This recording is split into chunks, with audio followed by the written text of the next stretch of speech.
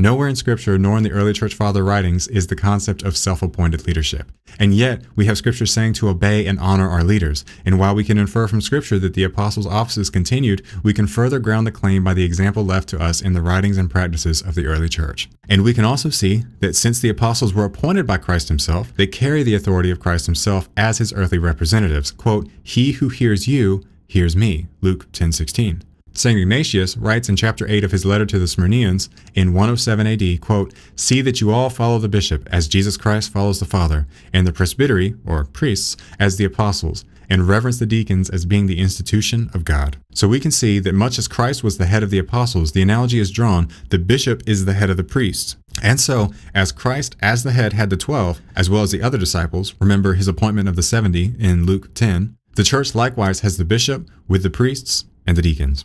And in the 7th chapter of his letter to the Magnesians in 107 AD, he writes, quote, "As therefore the Lord did nothing without the Father, being united to him, neither by himself nor by the apostles, so neither do anything without the bishop and the presbyters. Neither endeavor that anything appear reasonable and proper to yourselves apart, but being come together into the same place, let there be one prayer, one supplication, one mind, one hope, in love and in joy undefiled. There is one Jesus Christ, than whom nothing is more excellent."